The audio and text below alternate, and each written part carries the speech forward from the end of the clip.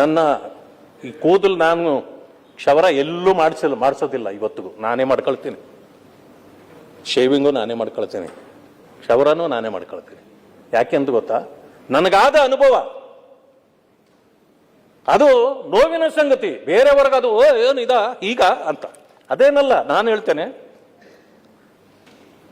ನನ್ನ ತಂದೆಯವರು ನಾನು ಚಿಕ್ಕವನಿರ್ಬೇಕಾದ್ರೆ ಅವ್ರಿಗೂ ಕೂಡ ಕಟಿಂಗ್ ಮಾಡಕ್ಕೆ ಯಾರು ಬರ್ತಾ ಇರಲಿಲ್ಲ.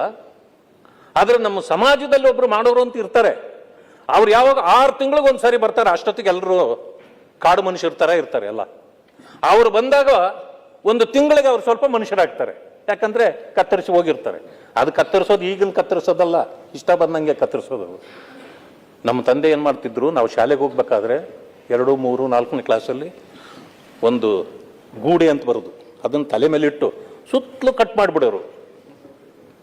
ಅಷ್ಟೇ ಮಾಡಿಬಿಟ್ಟು ಬಿಟ್ಬಿಡೋರು.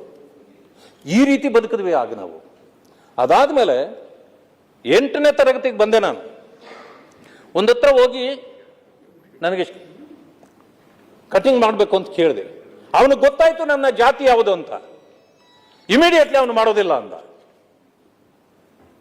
ಅಲ್ಲಿ ಬೇರೆಯವ್ರು ಯಾರೋ ಇದ್ರು, ಅವರು ಕೂಡ ನನ್ನನ್ನು ಬೈದ್ರು. ಏನಯ್ಯ ನೀನ್ ನಿಂತವನು, ಇಲ್ಲಿ ಕಟಿಂಗ್ ಮಾಡಿಸ್ಕೊಳಕ್ ಇಲ್ಲಿ ಬಂದಿದ್ಯಾ ಅಂತ. ನನಗೆ ಬಹಳ ನೋವಾಯ್ತು, ಬೇಸರ ಆಯ್ತು. ಬಂದ್ಬಿಟ್ಟೆ. ತುಂಬಾ ದಿವಸ ಹಾಗೆ ಬಿಟ್ಟಿದ್ದೆ. ಸಾಯಿಬಾಬಾ ಬಿಡ್ತಾರಲ್ಲ ಹಾಗಿತ್ತು. ಕ್ರಮೇಣ ನನಗೂ ಒಂದು ಅನಿಸ್ತು, ತೀರ್ಮಾನ ಮಾಡಿದೆ, ಇವತ್ತಿಂದ ನಾನು ಎಲ್ಲೂ ಕೂಡ ಹೋಗಿ ನನ್ಗೆ ಕ್ಷೌರ ಮಾಡ್ರಿ ಅಂತ ಕೇಳಬಾರ್ದು ನಾನು ಅಂತ. ಆವತ್ತಿಂದ ನಾನು ಪ್ರಾಕ್ಟೀಸ್ ಮಾಡ್ಕೊಂಡೆ. ನನ್ನ ಪಾಡಿಗೆ ನಾನು ಇವತ್ತು ಮಾಡ್ಕೊಂಡು ಹೋಗ್ತೀನಿ. ಅದರಿಂದ ನನಗೆ ಆದಾಯ ಅಲ್ಲ ಅದು. ಅದು ನನ್ನ ಸ್ವಾಭಿಮಾನಕ್ಕೆ ಧಕ್ಕೆ ಆದಾಗ ನಾನು ತೆಗೆದುಕೊಂಡ ತೀರ್ಮಾನ. ಇವತ್ತು ಅನೇಕ ಸಂದರ್ಭಗಳಲ್ಲಿ ಜನ ಈ ರೀತಿಯ ಬದುಕಿದ್ದಾರೆ, ಬದುಕ್ತಾ ಇದ್ದಾರೆ.